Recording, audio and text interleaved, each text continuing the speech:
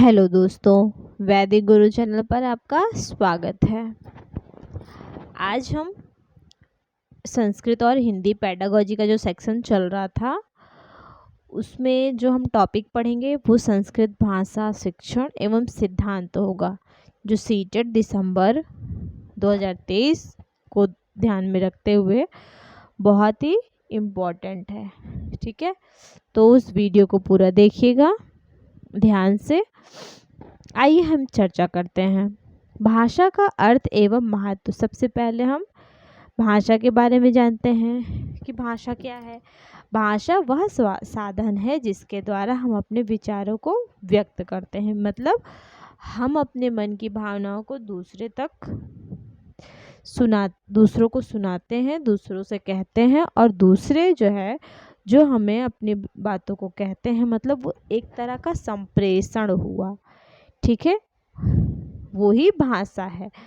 और इसके लिए हम वाचिक ध्वनियों का उपयोग करते हैं। ठीक है, वर्बल साउंड मतलब बोलते हैं।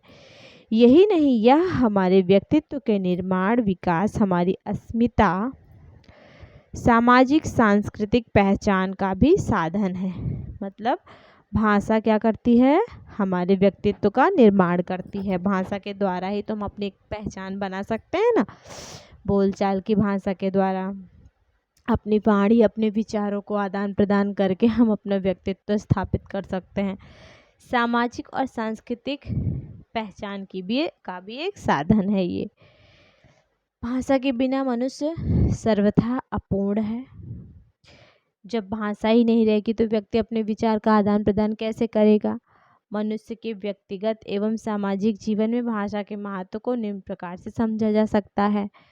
सबसे पहला है ज्ञान प्राप्ति का प्रमुख साधन। भाषा क्या है, भाषा जो है वो ज्ञान प्राप्ति का प्रमुख साधन है। ठीक है, इससे क्या होगी, भाषा के माध्यम से ही तो हम अपने अंदर ज्ञान को विकसित करते हैं ना। हम अपनी जैसे कोई एक पीढ़ी से दूसरी पीढ़ी तक अपनी चीज़ों को पहुंचाना। ठीक है, हमें जो भी ज्ञान हुआ वो हम हमारी आने वाली जो पीढ़ी है हम उसको बताएंगे, उसको समझाएंगे। तो वो किसके द्वारा होगा, भाषा के ही तो द्वारा होगा ना। तो भाषा क्या है, ये एक ज्ञान प्राप्ति का साधन है। भाषा के माध्यम से ही हम पुरानी चीज़ें जो होती थी और जो नई चीज़ें हो रही हैं और देश विदेश में जो चीज़ें हो रही हैं, हम उसको समझ सकते हैं, उसको पहचानने में, उसको समझने में सामर्थ्य रखते हैं। ये क्या है, भाषा के कारण ही है। और हम अपने व्यक्तित्व का विकास भी करते हैं। ठीक, और सेकंड पॉइंट देखिए, भाषा क्या है, विचार विनिमय का सरलतम एवं सर्वोत्कृष्ट साधन है। विचार विनिमय मतलब हम अपने विचारों का आदान प्रदान जो करते हैं, विनिमय आदान प्रदान जो करते हैं। ठीक,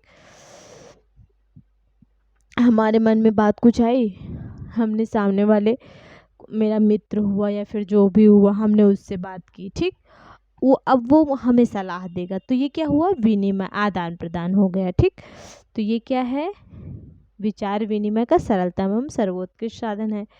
बच्चा जो होता है वो जन्म से ही, जैसे ही वो जन्म लेता है, जन्म के कुछ ही दिनों के पश्चात वो परिवार में रहकर भाषा सीखने लगता है। ठीक, अपने आस पड़ोस से अर्जन करता है ना।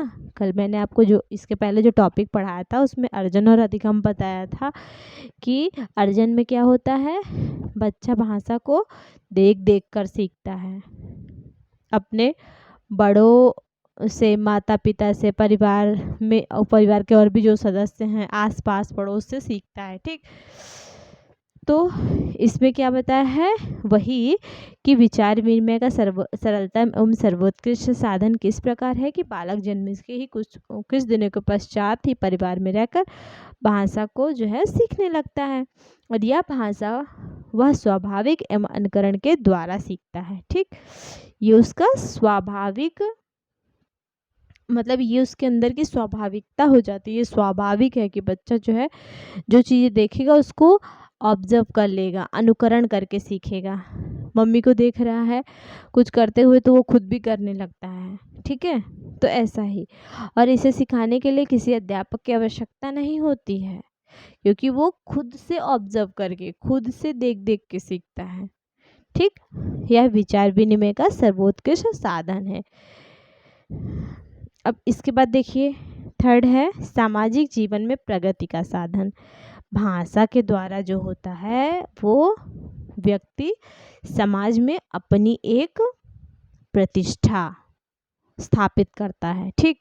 जिस तरह का उसका व्यवहार होगा, जिस तरह की उसकी वाणी होगी, उसी तरह जो है समाज में उसकी छाप पड़ेगी। तो भाषा समाज को एक सूत्र में बांधती है। भाषा के माध्यम से ही समाज प्रगति के पथ पर आगे बढ़ता है।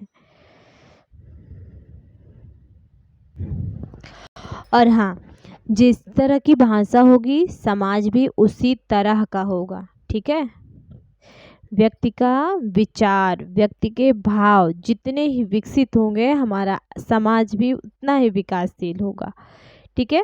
भाषा के माध्यम से समाज में नैतिक व्यापार ही नहीं जो है संपन्न होते हैं, अपितु इसमें वहाँ पर संस्कृतियाँ भी जो है डेवलप होती हैं, ठीक है।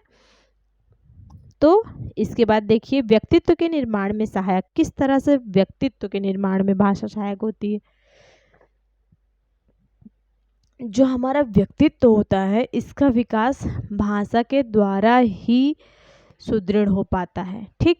व्यक्ति अपने मन के जो भाव होते हैं उनको भाषा के माध्यम से ही सामने वाले के पर अभिव्यक्त करता है, सामने वाले को कहता है, ठीक है।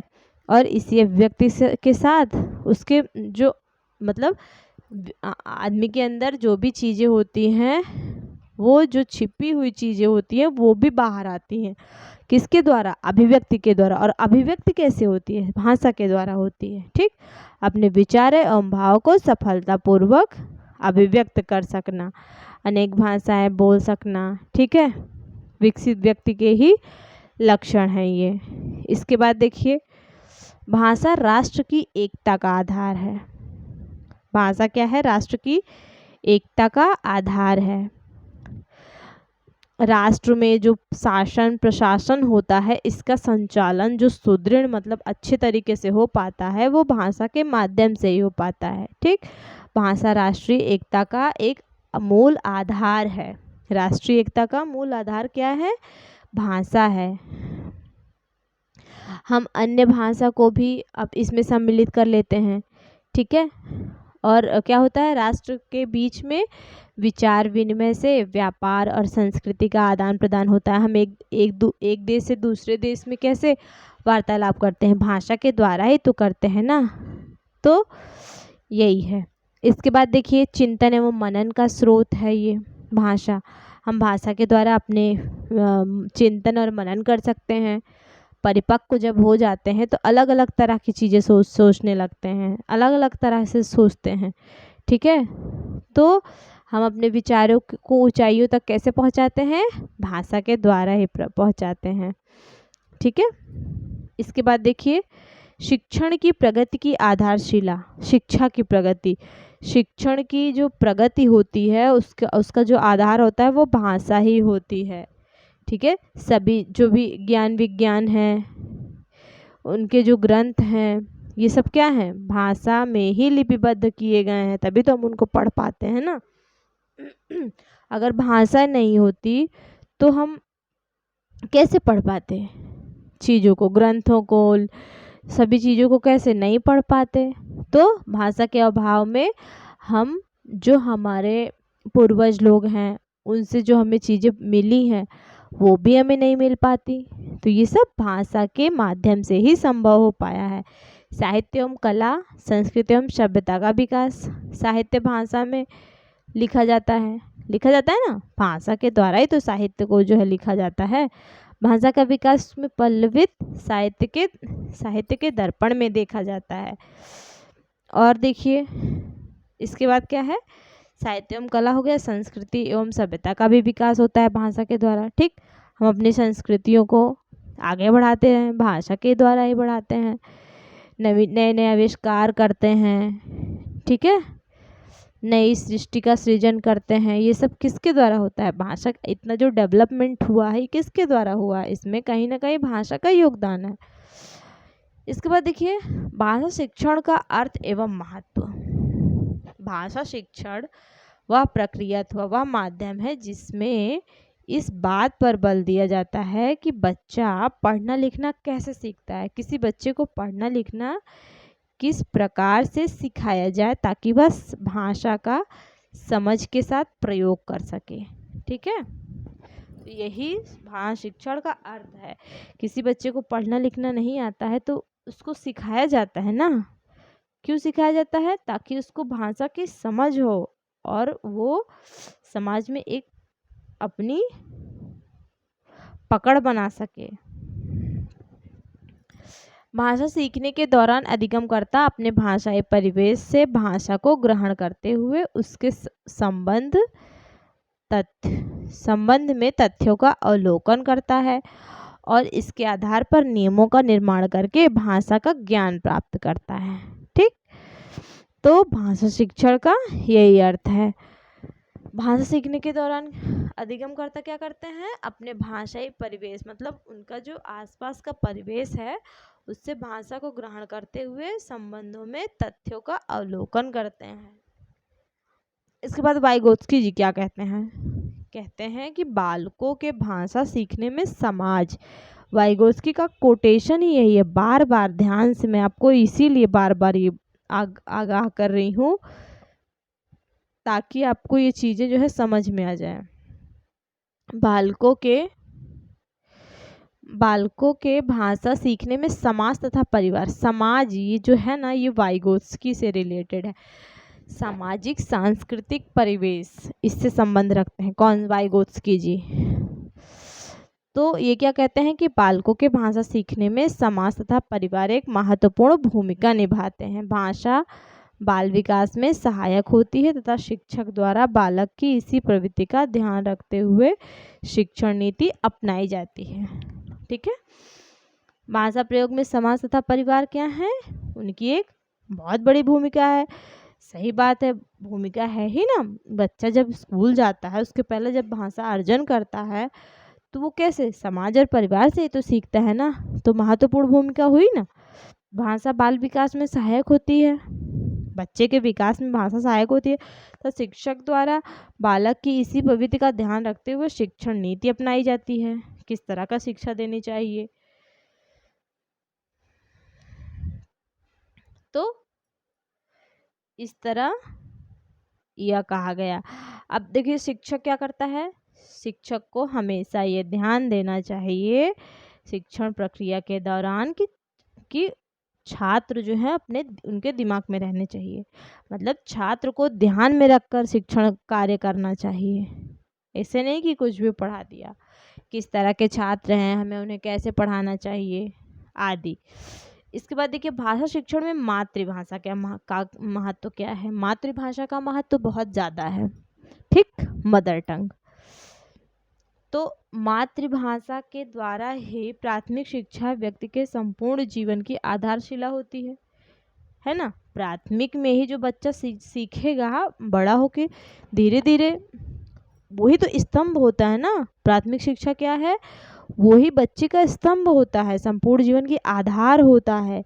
जिस तरह पेड़ जड़ जो है वो आधार होती है पेड़ की, उसी तरह प्राथमिक शिक्षा भी बच्चे के आधार होती है। इस अवस्था में दी गई उचित शिक्षा बच्चों के शारीरिक, बौद्धिक, संज्ञानात्मक, सृजनात्मक इत्यादि क्षमताओं के विकास में सहायक होती है।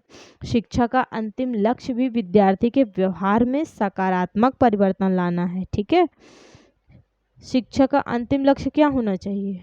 कि जो विद्यार्थी है, जो बच्चा है, उसके व्यवहार में सकारात्मक परिवर्तन आए, ठीक। नकारात्मक नहीं, कोई उसके अंदर निगेटिविटी नहीं आए, उसमें सकारात्मक आए। अब जो मातृभाषा के द्वारा इन सब चीज़ों को विकास होता है, तो देखिए शिक्षक एवं छात्र ये दोनों एक दूसरे की बातों को समझ सके, इसलिए मातृभाषा जरूरी है। टीचर बच्चे को समझ सके और बच्चा जो है अपनी बात को टीचर को समझा सके, ठीक है, तो ही तो सफल हो पाएगी ना, अपनी बातों को दूसरों तक समझा सके। और ये कैसे संभव है? जब प्राथमिक स्तर पर मातृभाषा को प्रेफरेंस दिया जाएगा, तो मातृभाषा बहुत ही ज़रूरी है। इसके बाद देखिए भाषा शिक्षण के उद्देश्य क्या होते हैं। उद्देश्य, भाषा शिक्षण के उद्देश्य निम्न है, जिसमें देखिए पहला क्या है, वक्ता के कथन को समझने की योग्यता। जैसे कोई सामने वाला बोल रहा है तो हम उसको समझ रहे हैं ना, तभी तो उसका मतलब निकलेगा। तो वक्ता मतलब जो बोलने वाला है, सामने जो बोलने वाला है, उसके शब्दों को, और कुछ चीज़ें वो नहीं कह पाता है शब्दों में, तो उसको भी समझने, मतलब उसको भी समझने की योग्यता को रखना, ठीक। उसमें क्या करना, विचारों को समझना कि वो क्या कहना चाहता है, और समझकर संबंध को जोड़ना, अनुमान लगाना, यही है शिक्षण का मुख्य उद्देश्य। इस शिक्षण के मुख्य उद्देश्य में ये भी एक अहम भूमिका निभाता है। सेकंड नंबर है समझ के साथ पठन की योग्यता का विकास, कि समझना तो आ गया, इसके साथ साथ हमें पढ़ने की भी योग्यता होनी चाहिए, ठीक। कि वक्ता को विभिन्न, जैसे कि व्याकरण सम्मत हो गया, अर्थगत और लिपि आदि को जो है संकेतों को समझना, ठीक है। कोई सांकेतिक भाषा में कह रहा है चीज़ों को, तो उसको भी समझने की बुद्धि को रखना, ठीक है। पिछले ज्ञान के साथ जोड़कर आगे के ज्ञान को विकसित करना, ये भी होना चाहिए इसी के अंतर्गत, समझ के साथ पठन की योग्यता में, ठीक। कि जो हमने पढ़ा हुआ है, पीछे का ज्ञान है, उसको जोड़कर आगे के ज्ञान को का अर्थ निकालना, उसका अर्थ निर्माण करने की योग्यता होनी चाहिए। ये है, मतलब जो भी चीज़ें हैं उसको हम समझ के साथ पढ़ें, ऐसे ही नहीं कि पढ़ते चले जाएं, समझ के साथ पढ़ने की योग्यता, तभी भाषा जो है वो एक अच्छे मुकाम पर जा पाएगी। इसके बाद सुसंगत लेखन, लेखन भी सुसंगत होना चाहिए, जो आप चीज़ें लिखो उसको वो समझ में आए, इसमें व्याकरण होना चाहिए, शब्द ज्ञान भी होना चाहिए, विराम चिन्ह आदि। ऐसे आप कुछ भी लिख दोगे तो वो क्या है, वो सही नहीं रहेगा ना। तो ये भाषा शिक्षण के उद्देश्य हो गए, ध्यान में रखिएगा, ये सब चीज़ें आपको एग्ज़ाम में बहुत ही काम आने वाली है। जैसे देखिए कोई शब्द है, हम उसका पर्यायवाची जानते हैं, तो हम उस पर्यायवाची को प्रयोग कर सकते हैं, ठीक। सुसंगत लेखन में ये आ जाएगा, ठीक। विद्यार्थी जो होता है वो अपने विचार सहज एवं व्यवस्थित ढंग से प्रकट कर सके, और जो चीज़ें वो बोल रहा है उसमें क्या हो, उसको आत्मविश्वास के साथ बोल सके, ठीक। जब चीज़ों को परफेक्ट बोलेगा तो उसमें क्या होगी, आत्मविश्वास विकसित होगी। इसके बाद देखिए भाषा का वैज्ञानिक अध्ययन, ये कैसे होगा। भाषा का वैज्ञानिक अध्ययन, इसका क्या मतलब है, मतलब भाषा की कक्षा जो है उसमें अनेक तकनीकियों का प्रयोग किया जाए, ठीक है। जब बच्चों को पढ़ाया जाए तो उसमें तकनीकियाँ अपनाई जाएं, बच्चों को दिए जाने वाले कार्य जो हैं इस प्रकार से हों कि बच्चा जो उसको वैज्ञानिक प्रक्रिया से उसको अनेक तरह से सोचने पे मजबूर हो जाए। जैसे देखिए आंकड़ों का संकलन दिया जाए उसको, ठीक। कुछ सवाल दिए जाए, मैथ के कुछ सवाल दिए जाए तो वो समझ के उसको करेगा, पहले उसको सिखाया जाए, फिर उसके बाद उसको होमवर्क में दिया जाए, क्लास में भी सिखाया जाए, अनेक अलग अलग तरह के दिया जाए, मतलब उसको जो सवाल भी दिए जाए वो भी अलग अलग तरह के दिए जाएं। इससे क्या होगा, उसका मानसिक विकास होगा। इस प्रकार बच्चे की संज्ञानात्मक योग्यता भी विकसित होगी, ठीक। ये सब। अब आगे देखिए भाषा शिक्षण के सिद्धांत, इसमें क्या क्या आता है। शिक्षण में बालकों की रुचियों, प्रवृत्तियों, व्यक्तिगत विभिन्नताओं, क्षमताओं आदि का ध्यान रखा जाता है, ठीक। कि क्या पसंद, मतलब बच्चे जो है किस चीज़ को पढ़ने में ज़्यादा रुचि ले रहे हैं, किस तरीके से पढ़ने में रुचि ले रहे हैं, उन्हें किस तरीके से पढ़ा जाए। शिक्षण देते समय विषय एवं बालक दोनों को ही ध्यान में रखना चाहिए कि हम विषय क्या पढ़ा रहे हैं और बालक किस तरह का है, किस स्तर का है, कौन सी कक्षा का है, ये ध्यान में रखना बहुत ज़रूरी है। किंतु मातृभाषा के साथ यह एक और विशेषता जुड़ी हुई होती है। मतलब अगर आप उसको मातृभाषा में सिखाओगे बच्चे के, तो वो जल्दी से उसको ग्रहण करेगा। ठीक है।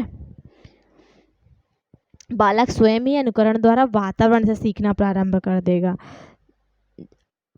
अब वो जो है हिंदी जानता है, आप उसके सामने इंग्लिश बोलते रहो बोलते रहो बोलते रहो, क्या मतलब है, वो चीज़ों को नहीं समझ पाएगा। ठीक है। तो बालक क्या करता है, अगर अब उसको मातृभाषा में सिखाओगे तो वो अनुकरण करके सीख लेगा, क्योंकि वो भाषा वो उसको आती है, वो घर में अपने सीखा हुआ है अपने आसपास पड़ोस से। ठीक। तो ये चीज़ें होती हैं। अतएव उसको मातृभाषा का अनुकरण उसी क्रम में कराना आवश्यक है जिस क्रम से बालक स्वाभाविक रूप से भाषा सीखता है। मातृभाषा शिक्षण में जिन सामान्य सिद्धांतों का अध्ययन रखा जाना आवश्यक है वे निम्न हैं। जैसे देखिए, अभिप्रेरणा एवं रुचि का सिद्धांत। शिक्षण प्रणाली को चुनाव बच्चों की रुचि और आवश्यकताओं के अनुरूप किया जाना चाहिए। साथ ही भाषा सीखने के दौरान उन्हें निरंतर अभिप्रेरित करने की आवश्यकता होती है। मतलब वो जो सीख रहे हैं उसमें उनको अभिप्रेरित करते रहिए। ठीक। शिक्षण प्रणालियों का चयन जो है बच्चों की रुचि के अनुसार होना चाहिए कि उनको क्या आवश्यकता है, उनकी रुचि किस में है। भाषा सीखने के दौरान उन्हें अभिप्रेरित करना चाहिए। वाह, वेरी गुड, शाबाश, बहुत अच्छा कर रहे हो। ठीक है। तो उसमें क्या होता है, उनको प्रोत्साहन मिलता है। ठीक, उत्साह होती है और उसमें रुचि भी, इंटरेस्ट भी। जैसे आप कोई एक एग्ज़ाम क्वालिफाई कर लेते हो तो नेक्स्ट एग्ज़ाम देने के लिए आपके अंदर हिम्मत आ जाती है, आत्मबल आ जाता है, आपके अंदर उत्साह जागृत हो जाता है। बस वही बात है। किसी वस्तु या उसको ऐसा मॉडल या चित्र दिखाया जाए जिससे बच्चे उसके बारे में, बच्चों को जिज्ञासा उत्पन्न हो, बच्चे और अच्छे से सीखें उसको। ठीक, रुचि लें उसमें। मतलब कोई भी चीज़ क्या करें, एकदम इंटरेस्ट के साथ करें। हर्बर्ट ने क्या लिखा है इसके बारे में, उन्होंने कहा है कि बालक की रुचि का सर्वथा ध्यान रखना चाहिए। ठीक। जब बालक की रुचि पढ़ने की ओर नहीं हो तो उन्हें पढ़ाना नहीं चाहिए, इससे उनके विकास में बाधा पहुंचती है। लगातार एक एक घंटे की क्लास, ये सब ठीक नहीं है ना। तो जब तक उनको रुचि हो पढ़ने में तभी तक पढ़ाया जाए। और पाठ पढ़ाने से पहले क्या करना चाहिए, उनके पूर्व ज्ञान का पता लगाना चाहिए। उनको कितना ज्ञान है, कितना नॉलेज है, उनको पूर्व ज्ञान के आधार पर नए ज्ञान जो है उसकी ओर अग्रसर करना चाहिए। मतलब पूर्व ज्ञान को, ये पॉजिटिविटी हो गई। ठीक, ये पॉजिटिव हो गया कि पूर्व ज्ञान का पता लगा लो, उसके बाद नवीन ज्ञान को उससे जोड़ कर पढ़ाओ। मनोरंजन, अभिप्रेरणा, और इसमें क्या आ जाएगा कि बच्चे को मनोरंजन के साथ पढ़ाना। ठीक, पूर्व ज्ञान से जोड़ना, पूर्व ज्ञान से जोड़कर पढ़ाना। बच्चों को मनोरंजक बनाकर पढ़ाना। ठीक। और क्या करना, रुचि और उनकी रुचि के और क्षमता के अनुसार, मतलब वो जिस क्षमता के हैं, रुचि और क्षमता के आधार पर प्रश्न पूछना। ठीक, प्रश्न पूछना उनसे। पठन के समय दृश्य श्रव्य उपकरणों का प्रयोग करना। पढ़ रहे हैं तो उसमें दृश्य या श्रव्य उनको कुछ सुनाना। सहानुभूति देना अगर वो कहीं फंस रहे हैं तो। ठीक है। दंड नहीं दिया जाना चाहिए। खेल के द्वारा सिखाना बच्चे को, क्रिया द्वारा, अनुभव द्वारा संपादित करना आदि, ये सब चीज़ें हैं। इसके बाद देखिए क्रियाशीलता का सिद्धांत। क्रियाशीलता का सिद्धांत क्या कहता है कि क्रियाशीलता बालकों में सीखने के क्रम में रुचि एवं उत्साह को बनाए रखती है और भाषा शिक्षण के समय छात्रों को सतत क्रियाशील रखने के लिए प्रश्न पूछना, स्कूल में साहित्यिक कार्यक्रम चलाना, मतलब बच्चे क्या करेंगे, इससे इंटरेस्ट लेके पढ़ेंगे ना, छात्रों को उसमें क्रियाशील रखना, पाठों का अभ्यास करना, मौखिक व लिखित कार्य कराना आदि कार्य अपनाए जा सकते हैं। ठीक है, ये सब चीज़ें जो हैं वो क्रियाशीलता के अंतर्गत आती हैं। अधिकतर शिक्षा शास्त्रियों ने भाषा शिक्षण में इस सिद्धांत को अपनाने की सिफारिश की है। किसकी? क्रियाशीलता की। जब बच्चे क्रिया मतलब खुद से एक्टिव रहेंगे तो वो ज़्यादा से ज़्यादा चीज़ों को सीखेंगे। इसके बाद देखिए, क्रियाशीलता का सिद्धांत हो गया। इसके बाद आएगा आपका, और हाँ, इसमें क्या होता है, सतत क्रियाशील होनी चाहिए, मतलब लगातार वो चीज़ें चलती रहें।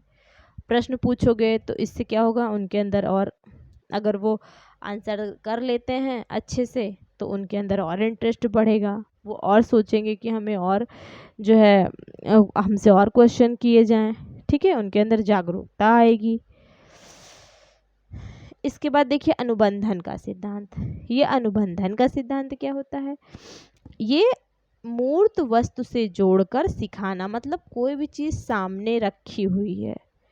ठीक, अनुबंधन का सिद्धांत क्या कहता है कि मूर्त वस्तुओं से, जब बच्चा शैशवावस्था में होता है तो क्या करता है, वो अमूर्त चीज़ों को इतनी जल्दी एब्जॉर्ब नहीं कर पाता जितना कि आप मूर्त, मतलब क्या होता है, किसी चीज़ को दिखाकर, सामने से दिखाकर बताना। ठीक, ये मूर्त होता है। अमूर्त क्या होती है, जो चीज़ें सामने नहीं है उसको बताना। तो मूर्त वस्तु से जोड़कर सिखाने से खेल खिलौने हो गए, पशु पक्षी हो गए, कथा कहानी से संबंध बनाते हुए पढ़ाना, ये सब चीजें हो गई अनुबंधन का सिद्धांत। इसके बाद देखिए अनुकरण का सिद्धांत। अनुकरण का सिद्धांत कहता है कि परिवार जनता साथियों की भाषा का अनुकरण करके सीखना। बच्चा क्या करता है, पहले क्या करता है, जब वो भाषा का अर्जन करता है तो घर में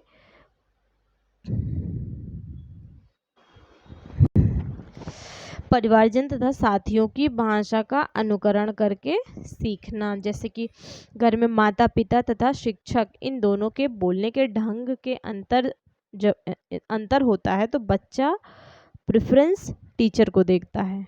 ठीक है, बच्चा क्या करता है, प्रेफरेंस टीचर को देता है, मतलब शिक्षक ने जो कहा है, स्कूल में जो हमें पढ़ाया गया है वो ही सही है। तो भाषा जो होती है, ये अनुकरण का सिद्धांत क्या कहता है कि बच्चा जो है वो अनुकरण करके सीखता है। जिस समाज और जिस परिवार में वो रहता है, जिस वातावरण में रहता है, आस पास परिवेश की चीज़ों को वो ही ऑब्जर्व करके, वो ही अनुकरण करके वो सीखता है। इसके बाद देखिए नेक्स्ट है अभ्यास का सिद्धांत। ये क्या कहता है, इसमें अभ्यास विस्मृति की रोकती है, मतलब कोई चीज़ जैसे आप अभ्यास करते रहो तो जो चीज़ें विस्मृति होने वाली होती हैं, जो चीज़ें भूलने वाली होती हैं, वो भूलती नहीं हैं। इसमें थॉर्नडाइक ने क्या कहा है कि भाषा एक कौशल है और इसका विकास अभ्यास पर ही निर्भर है। ठीक, एक ऐसा कौशल है, भाषा को अच्छे से आसानी से किस तरह सीखा जा सकता है, बार बार उसी चीज़ को अभ्यास करके। इससे क्या होगा, विस्मृति, हम भूलेंगे नहीं कोई चीज़ को। ठीक, किसी चीज़ का आप जब अभ्यास करते रहेंगे तो उसको आप भूलेंगे नहीं, इससे विस्मृति रुकती है और छात्रों का ज्ञान जो होता है उसका विकास होता है।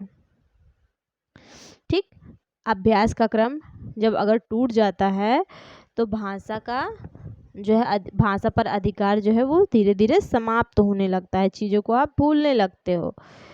इसलिए भाषा की ज्ञान में जब वृद्धि करनी हो तो उसको क्या करना चाहिए, लगन और रुचि से उसको बार बार अभ्यास करते रहना चाहिए। इसलिए एक शिक्षक के लिए आवश्यक है कि प्राथमिक कक्षा में विद्यार्थियों को लिखने के लिए कार्य दे। जब वो लिखेंगे, उनकी लेखन शैली अच्छी रहेगी, तो वो क्या करेंगे, वो चीज़ों को धीरे धीरे सीख जाएंगे, उनका अभ्यास होता रहेगा।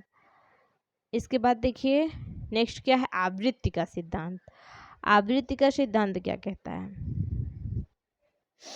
आवृत्ति का सिद्धांत कहता है कि सीखी हुई बात को जितना बार दोहराया जाएगा वह उतनी ही देर तक याद रहेगी। इसलिए भाषा शिक्षण में पुनरावृत्ति पर भी विशेष ध्यान देना चाहिए। ठीक, कि उसको बार बार दोहराते रहना चाहिए। ये आवृत्ति का सिद्धांत कहता है। मनोवैज्ञानिक प्रयोगों ने सिद्ध किया है कि भाषा सीखने में आवृत्ति का बहुत ही महत्व है। इसके बाद देखिए साहचर्य का सिद्धांत। अब ये साहचर्य का सिद्धांत क्या कहता है कि बच्चे दूसरों को सुनकर बोलना तो सीखते ही रहते हैं, किंतु इस प्रकार के अधिगम के लिए पर्याप्त संख्या में उसे इस भाषा के बोलने वालों का साहचर्य, मतलब उनके साथ कोई ऐसा होना चाहिए जो उनके वाद विवाद या फिर वार्तालाप में उनका सहयोग करे। साहचर्य मिलना आवश्यक है। जैसे माँ को मम्मी कहने के साथ पहचानना और समझना। जैसे मम्मी अगर कहेगा तो सामने अगर माँ दिखेगी और उसको पहचानेगा तो वो ज़्यादा चीज़ें समझेगा। ठीक है, यही है साहचर्य का सिद्धांत। इसी तरह अगर माँ का उच्चारण हो गया, इसी तरह पिताजी या पापा के उच्चारण के साथ अगर स्वयं पापा सामने दिखेंगे तो वो जल्दी मतलब उनको पहचान लेगा। जब तक शब्दों या वस्तु के बीच एक संबंध स्थापित नहीं होगा तब तक सारी चीज़ें जो हैं उसमें भाषाई विकास नहीं हो पाएगा। साहचर्य मतलब साथ में कोई ऐसा होना चाहिए, सामने ऐसा कोई होना चाहिए जिसको बच्चा देखकर समझ सके, पहचान सके। इसके बाद व्यक्तिगत विभिन्नता क्या होती है? कक्षा में सभी जो है लोग, सभी बच्चे जो होते हैं वो अलग अलग जगहों से आए हुए होते हैं। ठीक है, अलग अलग उनमें अलग अलग विभिन्नताएं होती हैं। कोई शुद्ध उच्चारण नहीं कर पाता है तो कोई शुद्ध लेख नहीं लिख पाता है। ठीक है, किसी को बोलना ठीक से नहीं आता है, मतलब वो वाचन जो है वो सही से नहीं कर पाता है।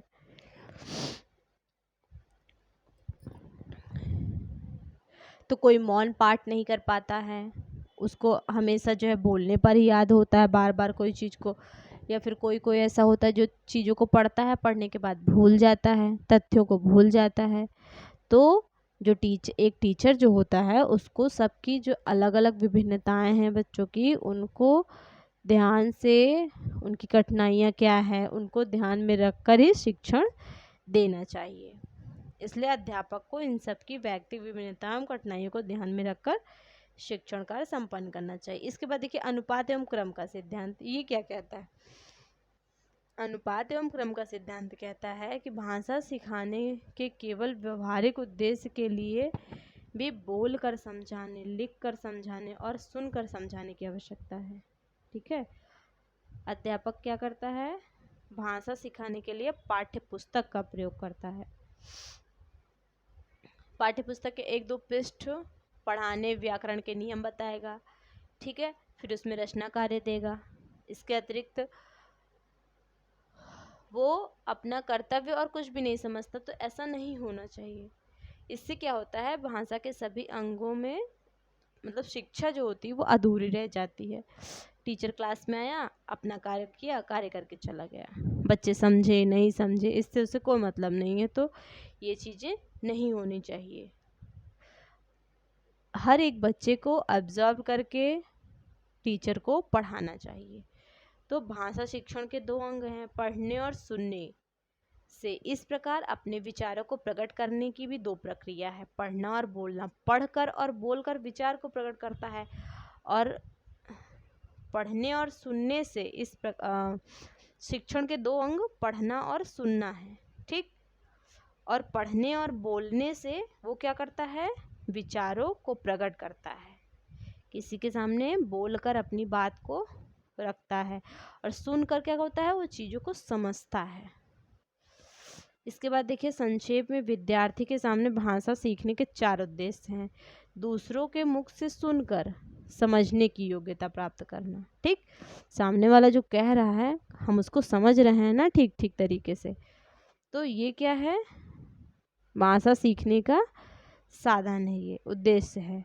स्वयं बोलने की योग्यता प्राप्त करना, पुस्तक आदि को पढ़ने और पढ़कर उसको समझने की योग्यता रखना, ये भी भाषा सीखने के उद्देश्य के अंतर्गत आता है। अपने विचारों को व्यक्त करने के लिए सीखने की योग्यता प्राप्त करना, ये भी अनुपात और क्रम के सिद्धांत के अंतर्गत जो भाषा सीखने के 4 उद्देश्य हैं उसमें आता है। ठीक, अब भाषा के इन 4 अंगों से उपयुक्त क्रम भी अपेक्षित है। जैसे देखिए, अध्यापक को यही क्रम ध्यान में रखना चाहिए। अध्यापक का बोलना और विद्यार्थी का समझना, मतलब टीचर जो बोल रहा है बच्चा समझ रहा है ना उसको, इस चीज़ को ध्यान में रखना चाहिए। विद्यार्थी का अनुकरण करना और बोलने का अभ्यास कराना। अगर बच्चा नहीं बोल पा रहा है तो उसको अभ्यास के जरिए उसको सिखाना। विद्यार्थी का पुस्तक पढ़ना, शब्दावली आदि के ज्ञान की वृद्धि करना, व्याकरण सीखना, समझने की योग्यता प्राप्त करना, ये क्या है, ये भाषा के 4 अंग हैं। चौथा क्या है, रचना द्वारा अपने विचारों को शुद्ध भाषा में प्रकट करना, मतलब दिन प्रतिदिन क्या करना, अपने जो विचार हैं उसको शुद्ध रूप से प्रकट करना। कैसे होगा वो, शब्दावली आपके पास बहुत ज़्यादा होगी, व्याकरण का ज्ञान होगा आपके पास, ठीक है, आपको पढ़ना अच्छे तरीके से आएगा, तो ये सब चीज़, ये जो भाषा आपकी है वो अपने आप ही शुद्ध हो जाएगी। चयन का सिद्धांत इसके बाद देखिए कि पाठ का चयन इस प्रकार करना चाहिए कि छात्र जो है वो लाभान्वित हो सकें। ऐसा नहीं कि कुछ हार्ड चैप्टर ले लिया, बच्चे समझ ही नहीं पा रहे हैं, ठीक है, मतलब चयन भी करना चाहिए और उसको इजी तरीके से बताना भी चाहिए बच्चों को, तो इस रूप में सरल बनाकर प्रस्तुत करें कि छात्र उसे समझ सके। ठीक है, पाठ का चयन इस तरह से करें कि छात्र जो है लाभान्वित हो सके और उसको इस तरह सरल बनाएं कि छात्र उसको समझ भी सके। बाल केंद्रिता का सिद्धांत, कुछ भी पढ़ाना है तो उसमें बच्चे को प्रेफरेंस देना है या ध्यान देना चाहिए, शिक्षण का केंद्र बालक होना चाहिए। भाषा शिक्षण में बालक के स्वभाव, क्षमता, रुचि, स्तर आदि का ध्यान बहुत ही आवश्यक है। इसके बाद मातृभाषा शिक्षण सिद्धांत, मातृभाषा में शिक्षण जितना कराया जाएगा विद्यार्थी जो है वो अपने भावों और विचारों को आसानी से सरलता से प्रकट कर सकेगा, टीचर के सामने कह सकेगा, ठीक है, जिससे उसके विचार स्थायी रूप से निर्मित होंगे। कि मतलब टीचर जो सिखा रहा है अगर वो बच्चे की मातृभाषा में होगा तो बच्चा क्या होगा, उसको अच्छे से स्थायी रूप से सीख सकेगा। जब उसको लैंग्वेज ही समझ में नहीं आएगी तो वो कैसे सीखेगा।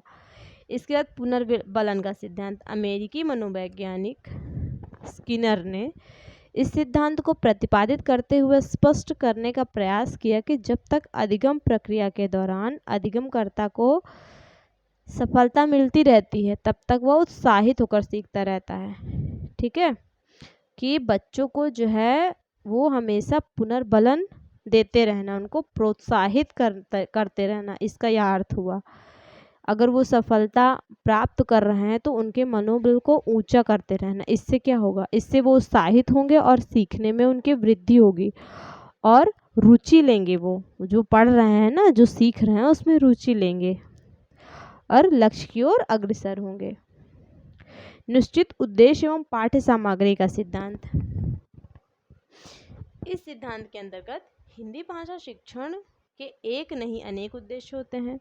ठीक है, हमें बच्चों के ज्ञान, कौशल, रुचि एवं अभिवृत्ति का विकास करना होता है। प्रत्येक उद्देश्य की प्राप्ति एक निश्चित अनुपात में होनी चाहिए।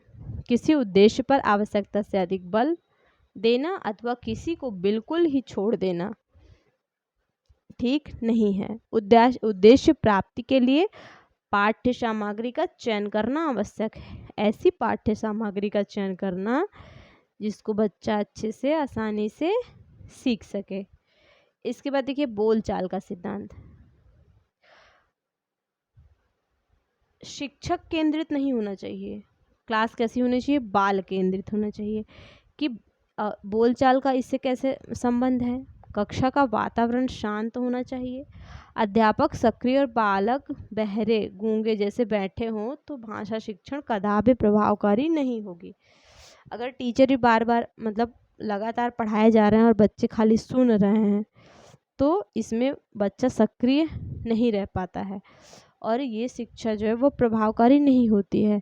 इस कारण जो आज के शिक्षा शास्त्री हैं, मनोवैज्ञानिक है, ये ऐसा कहते हैं कि बोलचाल का जो माध्यम होता है उससे बच्चा जो है बच्चे के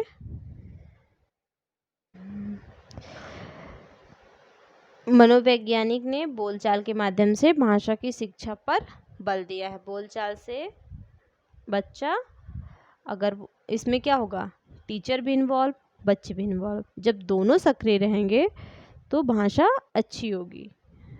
बोलचाल का सिद्धांत ये कहता है।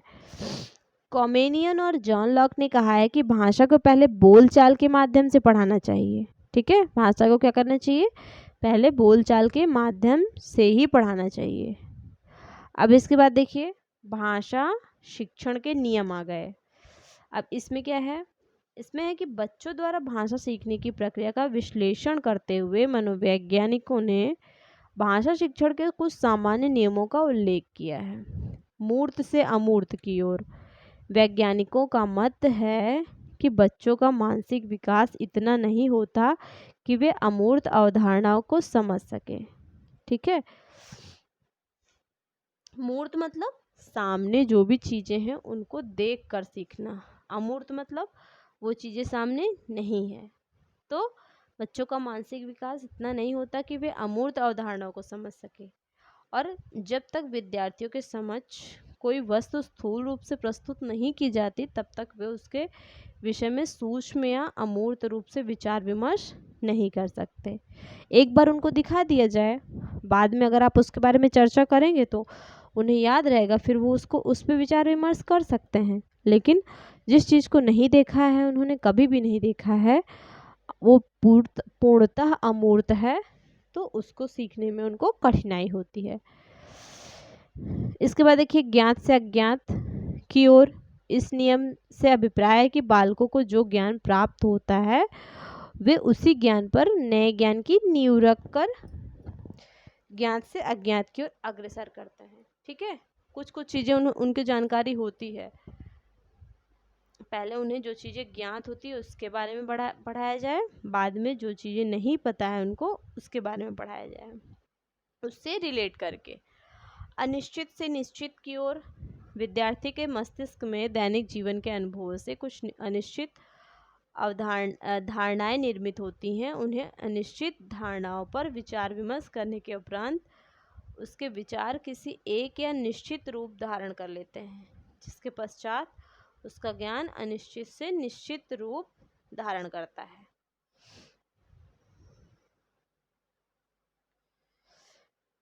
इसके बाद देखिए विश्लेषण से संश्लेषण की ओर। विद्यार्थियों के मत को पुष्ट करने के लिए अथवा शंकाओं को दूर करने के लिए अध्यापक को विषय वस्तु को विश्लेषित अर्थात अलग अलग करते हुए, मतलब चीज़ों को क्या करना चाहिए, उनका विश्लेषण करके अलग अलग करके उनको सिखाते हैं टीचर्स, ताकि उन्हें चीज़ें स्पष्ट हो सकें, उनका ज्ञान जो है वो स्पष्ट तरीके से उनको ज्ञान मिल सके, तथा इसके उपरांत विद्यार्थियों को स्पष्ट एवं सामान्य विचार बनाने के लिए उन्हें विश्लेषित की गई वस्तु को एक साथ मिलाकर, मतलब पहले उन्हें अलग अलग चीज़ें करके, विश्लेषण मतलब अलग अलग करके सिखाया जाता है, उसके बाद उसी को उसको मिला दिया। संश्लेषण मतलब मिला देना।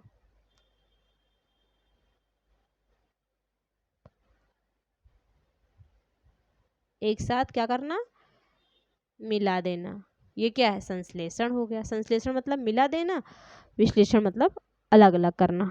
इसके बाद देखिए आगमन से निगमन की ओर। आगमन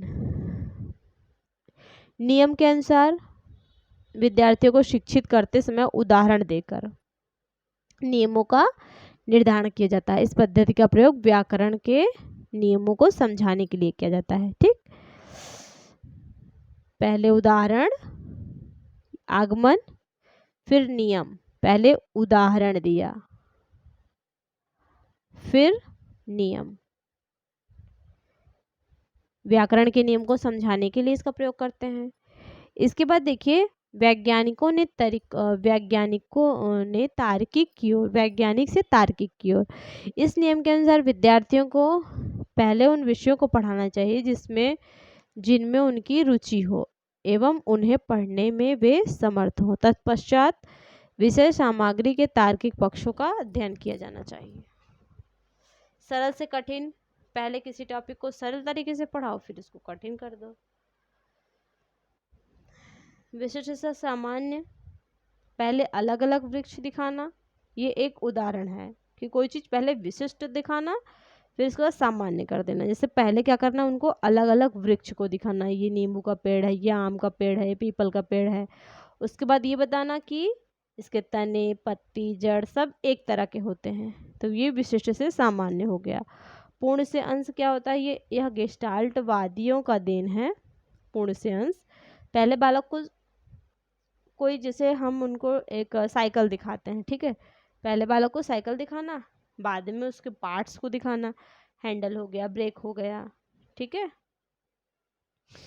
इसके बाद भाषा शिक्षण के लिए शिक्षक के क्या गुण होना चाहिए। शिक्षण प्रक्रिया में शिक्षक की भूमिका एक मार्गदर्शक के रूप में होती है, जो अपने स्वभाव व ज्ञान से सदैव छात्रों को प्रभावित कर सकता है। भाषा शिक्षक का व्यक्तित्व प्रभावशाली होना चाहिए। ठीक, शिक्षक प्रभावशाली होगा तो बच्चा क्या होगा, उनसे प्रभावित होगा। शिक्षक बाल मनोविज्ञान का ज्ञाता होना चाहिए ताकि वह उनके व्यक्तित्व की विभिन्नताओं, रुचियों, योग्यताओं व क्षमताओं को पहचान सके। ठीक है, कुछ चीज़ें वो देख कर ही समझ जाए, उनकी एक्टिविटी, क्रियाकलाप को देखकर समझ जाए। अगर उन्हें मनोविज्ञान का ज्ञान होगा तो ये सब चीज़ें पहचानने में शिक्षक को आसानी होगी। शिक्षक को संवेदनशील, धैर्यवान होना चाहिए ताकि वह छात्रों का समस्याओं को धैर्यपूर्वक सुन सके। ये नहीं कि तुरंत कोई भी चीज़ पूछे तो डांट दे। शिक्षक में स्वयं को शिक्षण पद्धति की कमियों को पहचानने और उन्हें सुधारने की योग्यता होनी चाहिए। शिक्षक को शैक्षणिक कार्यों में प्रयुक्त होने वाले उपकरणों को प्रयोग करना आना चाहिए। साथ ही शिक्षा के क्षेत्र में हुए नवाचारों की भी जानकारी होनी चाहिए कि क्या क्या नई नई चीज़ें आ रही हैं, किस तरह से बच्चों को नए नए तरीक़ों से पढ़ाया जा सके। शिक्षक को अपने परिवेश से सामंजस्य स्थापित करने के विभिन्न उपायों का ज्ञान होना चाहिए। नेक्स्ट है, शिक्षक का छात्रों के प्रति सकारात्मक रुख होना चाहिए बिना किसी भेदभाव के। ठीक है, एक टीचर को कभी भी पार्शियलिटी नहीं करनी चाहिए, भेदभाव नहीं करनी चाहिए। बच्चों को निरंतर सीखने के लिए प्रोत्साहित करते रहना चाहिए। शिक्षक को सदैव विद्यार्थियों की भाषाओं का सम्मान करना चाहिए और उन्हें संसाधन के रूप में प्रयोग करना चाहिए। भाषा में समावेशी परिवेश का निर्माण करते हुए सामान्य व विशेष क्षमता वाले बच्चों को ध्यान में रखकर शिक्षण पद्धति का चयन करना चाहिए। ठीक है, समावेशी कक्षा मतलब हर तरह के बच्चे उस क्लास में हैं, उस परिवेश में हर तरह के बच्चे हैं, तो उनको ध्यान में रखकर चीज़ें सिखाना। तो ये आज आपका ये टॉपिक समाप्त होता है। आज आपका संस्कृत भाषा शिक्षण एवं इसके सिद्धांत थे। ठीक है, तो ये पूरा का पूरा टॉपिक ख़त्म होता है और आप के एग्ज़ाम को दृष्टिगत रखते हुए ये टॉपिक आपके लिए बहुत ही इम्पोर्टेंट है। तो इसको आप ध्यान से पूरा पढ़िएगा। फिर एग्ज़ाम आ जाती है, फिर आपको क्वेश्चन चाहिए, PYQ, मतलब वो हूबहू तो एग्ज़ाम में नहीं आते हैं ना, तो वो चीज़ों को समझ कर जो है, अगर आपको समझ कर एग्ज़ाम देना है और अच्छे मार्क्स स्कोर करने हैं तो उसके लिए आपको ये पूरा का पूरा जो डेफिनेशन दिया गया है, डिफाइन किया गया है इस चैप्टर को, इस टॉपिक को, उसको आपको अच्छे से पढ़ना है, अच्छे से देखना है। फिर आपको क्वेश्चन को करने में बिल्कुल भी प्रॉब्लम नहीं होगी। ठीक, आप आसानी से कर सकते हो। ये लैंग्वेज 1 और लैंग्वेज 2 ये दोनों के लिए है। ठीक है, ये मत सोचिएगा कि एक ही लैंग्वेज, ये दोनों लैंग्वेज 1 और लैंग्वेज 2, ठीक है, और हिंदी और संस्कृत, इन दोनों का मतलब इसमें इंक्लूड किया गया है। हिंदी और संस्कृत दोनों का शिक्षण इसी से आएगा आपका। इस टॉपिक के जितने भी क्वेश्चंस बनेंगे वो हिंदी हो चाहे संस्कृत हो, ये दोनों सब्जेक्ट के इसी में से बन जाएंगे आपको क्वेश्चंस। ठीक है, बाहर से कुछ भी पढ़ने की ज़रूरत नहीं है। बाकी का मैं आपको प्रीवियस ईयर क्वेश्चन भी आपको दूंगी, तो आप उसको ध्यान से पढ़ते रहिए। चैनल को लाइक करिएगा, सब्सक्राइब करिएगा और शेयर करिएगा। आज के लिए इतना ही, नेक्स्ट क्लास में फिर मिलेंगे। तब तक के लिए धन्यवाद।